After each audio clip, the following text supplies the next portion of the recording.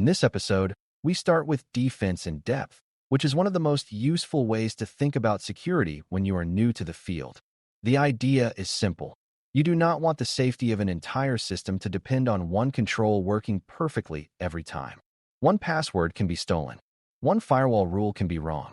One employee can click a bad link. One backup can fail when it is needed most. Defense in depth means you build several layers of protection so that if one layer fails, another layer can still slow the problem down, expose it, limit the damage, or help you recover. You are not trying to create perfect security, because perfect security does not exist. You are trying to create a safer environment where one mistake does not automatically become a major incident. Before we continue, a quick note. This audio course is part of our companion study series.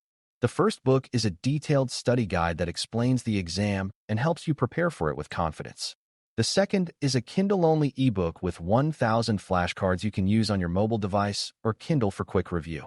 You can find both at Cyber.Me in the Bare Metal Study Guide series. Think about your own life for a moment. You probably do not protect something important with only one habit or one object. Your home may have a locked door, but you may also have outside lighting, a phone nearby, a smoke alarm, insurance, neighbors who notice strange activity, and a habit of checking that windows are closed. None of those things solves every possible problem by itself. Together, they create layers.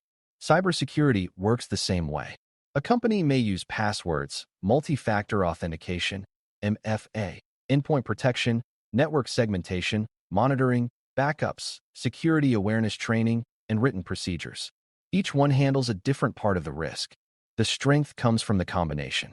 If one layer misses something, the next layer may still make the situation less harmful. You will see defense in depth across people, process, and technology. That matters because security is not just a technical problem. People need to know how to recognize suspicious activity and report it. Processes need to guide how access is approved, how systems are changed, how incidents are handled, and how recovery is performed. Technology helps enforce rules, block threats, detect unusual behavior, and protect data. If you only focus on tools, you may miss the human and process weaknesses that cause many real incidents. If you only focus on training, you may leave people without technical support when something goes wrong. If you only focus on paperwork, you may have good intentions without practical protection. Defense in depth works best when all three areas support each other. Preventive controls are the layers that try to stop something bad before it succeeds. MFA is a good example because it makes a stolen password less useful by requiring another proof of identity. Access control is another example because it limits what a person or system can reach. A firewall may block unwanted network traffic before it reaches a protected system. Secure configuration can remove unnecessary services, weak settings, or open access that attackers might use. These controls matter because preventing a problem is usually easier than cleaning it up later. At the same time, you should never assume prevention will catch everything. A user might approve a bad sign-in request. A rule might be misconfigured. A new attack might not be recognized yet. That is why the next layers matter. Detective controls help you notice when something suspicious or harmful may already be happening. Logs, alerts, monitoring systems, file integrity checks, and security reviews all fit this idea. Without detection, an attacker may have time to explore, steal data, change settings, or cause damage before anyone realizes there is a problem. Detection gives you visibility. It helps answer questions like who signed in, what system was accessed, what changed, and whether the activity looks normal. You do not need to know every monitoring tool to understand the concept. The point is that security teams need evidence. If a door is forced open, you want an alarm or camera. If an account is misused, you want logs and alerts that help show what happened. Corrective controls help you respond after something has gone wrong. That can include restoring from backups, disabling a compromised account, removing malware, applying a patch, rebuilding a system, or changing a risky setting. These controls may sound less exciting than stopping an attack at the beginning, but they are just as important. A realistic security program accepts that some incidents will happen. When they do, the organization needs a way to reduce damage and return to normal operations. Backups are one of the clearest corrective controls because they can help restore data after ransomware, accidental deletion, hardware failure, or a bad update. But a backup only helps if it is protected, current enough, and tested. A backup that cannot be restored is not a strong layer. Endpoint protection is a layer you will hear about often because endpoints are where a lot of work happens. An endpoint can be a laptop, desktop, server, phone, or other device that connects to an organization's systems. Endpoint protection may look for malware, suspicious behavior, risky files, or signs that an attacker is trying to take control. That is useful, but you should not imagine endpoint protection as an invisible shield that makes everything safe. A device can be missing updates. A user can be tricked.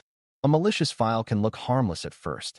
Defense in depth means endpoint protection should work with other layers, such as patching, least privilege, MFA, monitoring, and user training.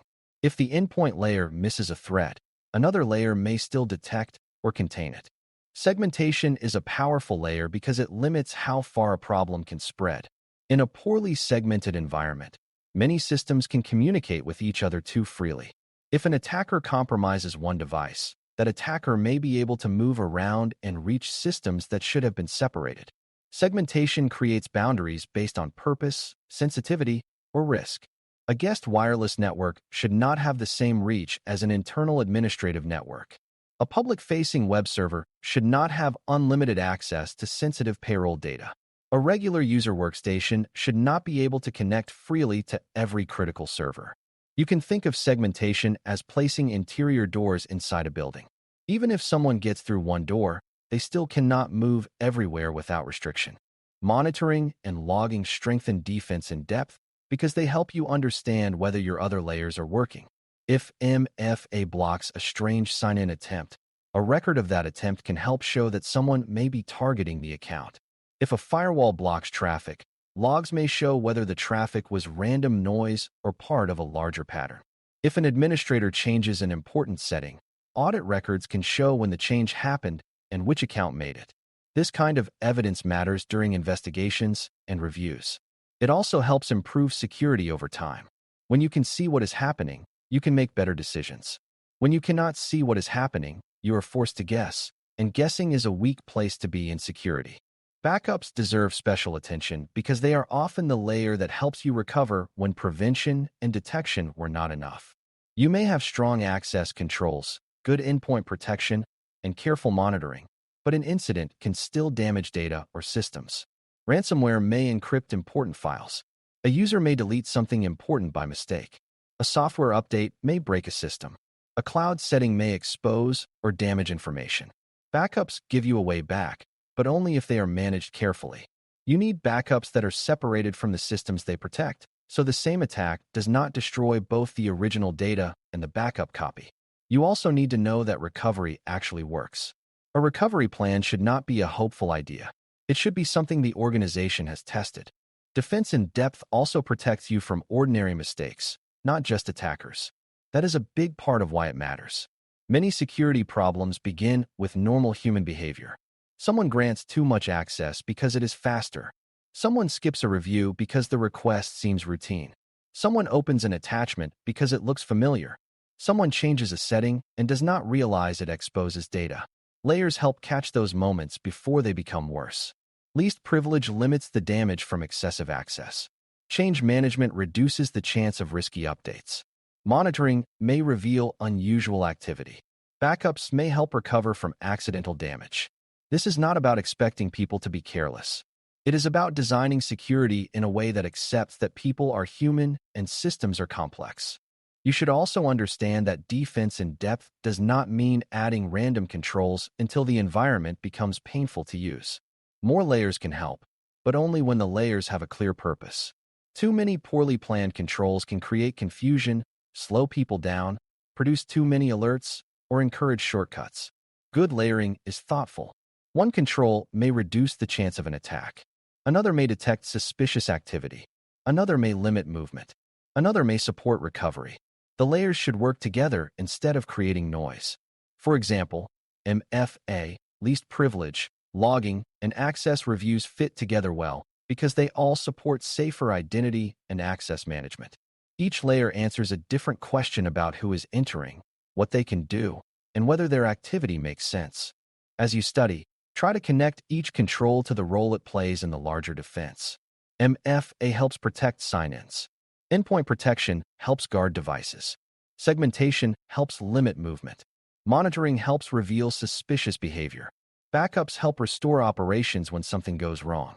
Policies and procedures help people act consistently instead of improvising during stressful moments. Training helps you and others notice risks earlier. None of these layers is perfect by itself. That is the point.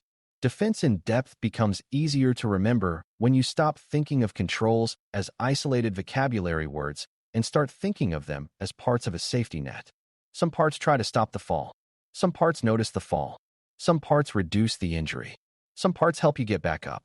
The conclusion is that defense in depth gives you a practical way to think about security from the very beginning. You do not have to believe in one perfect control, one perfect tool, or one perfect user decision. Instead, you build protection in layers across people, process, and technology. MFA, endpoint protection, segmentation, monitoring, and backups all show how different controls can support each other.